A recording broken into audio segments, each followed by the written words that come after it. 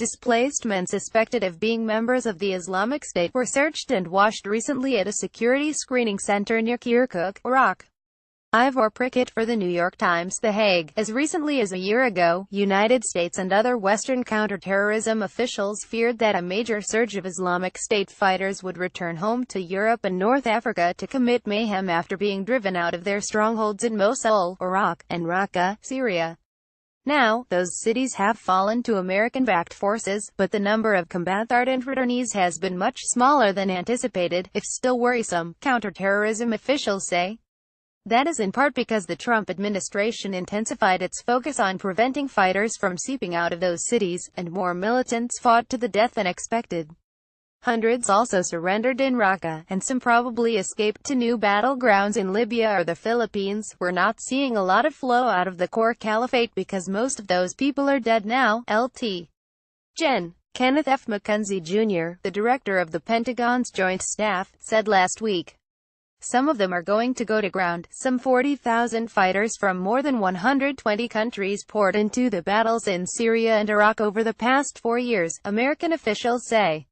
Of the more than 5,000 Europeans who joined those ranks, as many as 1,500 have returned home, including many women and children, and most of the rest are dead or still fighting, according to Gilles de Kerchove, the European Union's top counterterrorism official.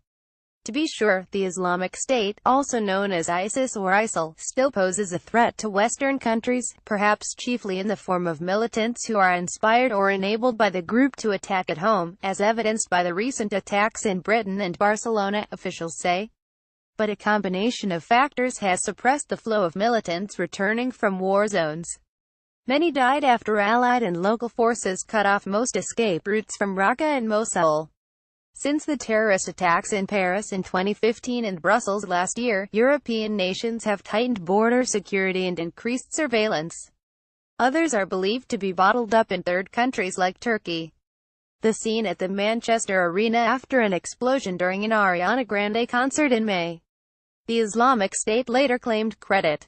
Rex features, via Associated Press. I've been saying for a long time that there won't be a flood of returnees, rather a steady trickle, and that's what we are seeing, said Peter Newman, director of the International Centre for the Study for Radicalisation at King's College London. Many of them are stuck in the Turkish border areas, where they are contemplating their next move, as it becomes harder for the Islamic State to plan attacks from Iraq and Syria. Some plotters may have also moved to the Philippines or to Libya. The bomber who killed 22 people at a pop concert in Manchester, England, in May had met in Libya with members of an Islamic State unit linked to the Paris attacks, according to current and retired intelligence officials. We're worried as the campaign in eastern Syria and Iraq winds down. We'll continue to see fighters move into Libya and northern Africa, Mike Pompeo, the CIA director, said at a security conference at the University of Texas this month. Western counterterrorism and intelligence officials warn that even if the volume of fighters returning to the West has so far been relatively small, tracking them remains essential to preventing attacks. It only takes 1 or 2 fighters to slip through the cracks back to Europe, armed with militant knowledge or even instructions by their handlers, to wreak havoc and bring ISIS back to the TV screens, said Laith Al-Khoury, a director at Flashpoint, a business risk intelligence company in New York that tracks militant threats and cyber threats. That cold reality is pressuring European politicians and policymakers to erect or strengthen the legal frameworks and institutions needed to identify, arrest, prosecute and imprison foreign fighters before they can build new networks or join existing ones, wherever they end up. British Transport Police patrolling the rail network in May after Britain raised its terrorism threat level following the Manchester attack. YUI Mock Press Association, via Associated Press. After much criticism prompted by the Paris and Brussels attacks that European intelligence and law enforcement agencies were not cooperating with each other, those organizations have made significant improvements, with considerable United States help, in identifying and tracking fighters who have returned, American and European officials say.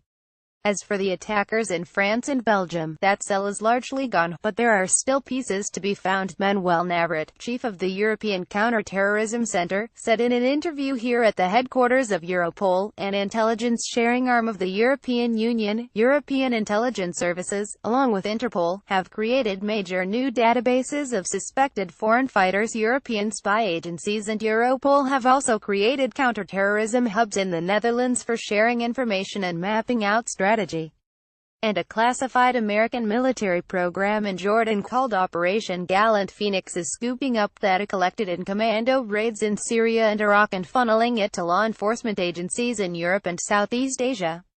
That's our intelligence and information sharing architecture, Gen.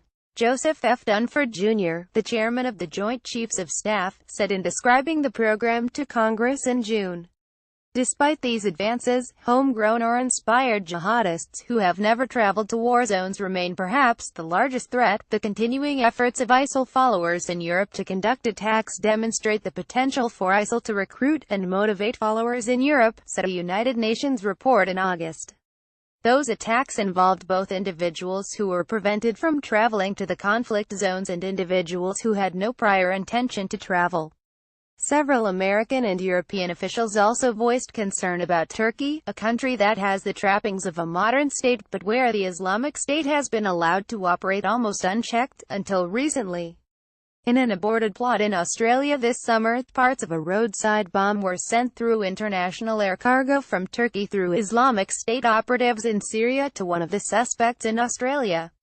The suspects planned to assemble the explosive device into a bomb to be placed on the plane, but the plot was disrupted. Even as Turkish authorities have increased security along their border with Syria, the center of gravity of foreign fighters is shifting to Turkish cities like Sanliurfa and Gaziantep, where the Islamic State has carried out executions of Syrian activists and journalists with what appears to be impunity. If the Islamic State fighters regroup in Turkey, they can return in small groups to Europe or elsewhere via the old refugee route, which is less fluid than it was but still penetrable. A Belgian was recently arrested in Turkey, suspected of plotting a terrorist attack there, after spending years in Syria. Some fighters leaving conflict zones seem to have been briefed in detail on how to act when they encountered government authorities, in an apparent attempt to ensure that they would not be deported to countries where they may be arrested, the United Nations report noted.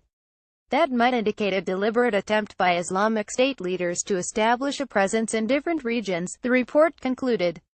The report said people returning from these conflict zones fell into three broad categories. First, those who were disenchanted by their experiences in Iraq or Syria and were good candidates to be reintegrated into society. Second, a much smaller group who return intending to conduct terrorist attacks. And third, individuals who have cut ties with the Islamic State and are disillusioned by the organization, but who remain radicalized and are ready to join another terrorist group should the opportunity arise. It is an incredibly difficult adversary, Mr. Pompeo said at a security conference in Washington last week. They still have the capacity to control and influence citizens all around the world.